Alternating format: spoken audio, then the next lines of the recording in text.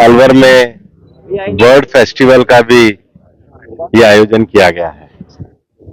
हम लोगों ने सिलीसेड को रामसर साइट से घोषित कराया था, लेकिन सिलीसेड और अलवर की ताकत टाइगर रिजर्व के रूप में तो है ही, लेकिन ये माइग्रेटरी बर्ड्स के लिए भी एक अच्छी जगह है। आप सबको पता है कि कल हम अलवर टाइगर मैराथन का आयोजन कर रहे हैं। पिछले वर्ष के मुकाबले इस बार 100% संख्या में भी इजाफा हुआ है। लेकिन जब अलवर में लोग टाइगर रिजर्व के लिए आते हैं तो बर्ड वॉचिंग भी एक बड़ा यहाँ पे विषय है। इस बार बजट में भी तमिलनाडु की एक लेक को बर्ड वॉचिंग के लिए किया है। सिलीसेड हमारी रामसर साइट्स है। अब ये रामसर साइट्स में हम जागरूकता बढ़ाने के लिए इस फेस्टिवल का भी आयोजन कर रहे हैं। बहुत से स्कूलों के बच्चे आए हैं, बाहर से लोग आए हैं और प्रकृति के इस स्थल को हम आगे बढ़ाने का काम करेंगे। मेरी आप सबको शुभकामनाएं। आज अलवर में पूरे देश भर के जो हमारे टाइगर रिजर्व्स के डायरेक्टर्स हैं, देश भर में जो हम टाइगर कंजर्वेशन का प्रोग्राम करते हैं, उनके भी ऑल इंडिया कॉन्फ्रेंस का आयोजन किया जा रहा है।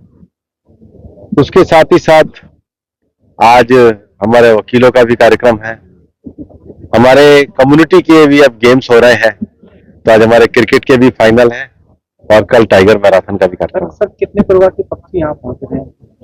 प्रवासी एथलीट पक्षियों का किस तरह का यहाँ पर लगभग आपने प्रयास किया रामसर साइट इसको रामसर साइट के बाद जो नेचुरल है वह तो प्रकृति का नेचुरल है। लगभग 250 से ज्यादा प्रजाति है और बाहर के जो पक्षी हैं उनमें सबसे पहले बच्चों में जागरूकता पैदा हो, उनके नाम बच्चों को ध्यान हो, विषय हो, फिर लोग भी आना शुरू करेंगे। जैसे केवला देव हमारे भरतपुर में लोग जाते हैं, इतनी ही सुंदर जगह सरिस के हम दोनों जगह सबको आमंत्रित। जैसे हमारे यहाँ पर सिलीसेड है, गुड़गांव में जाएंगे तो सुल्तानपुर है, रोहतक में जाएंगे तो भिंडूसी है, दिल्ली में जाएंगे तो आसोला भाटी है, हिमाचल में जाओगे तो रेणुका सागर है, हमारे इधर मणिपुर में जाओगे तो लोकटक लेक है, कश्मीर में जाओगे तो वलूर लेक है, आंध्र में जाओगे तो कोलारू लेक है, उड़ीसा में जाओगे तो चिल्का लेक है।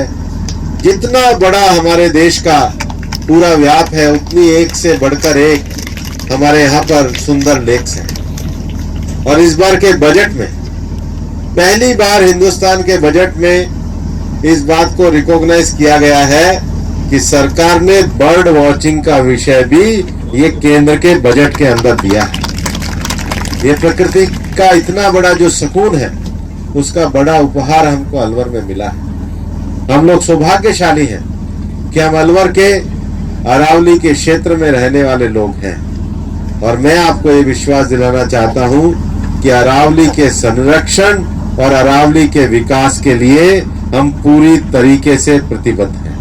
और यही कारण है कि हमने अरावली क्षेत्र में ग्रीन वॉल प्रोजेक्ट को शुरू किया है।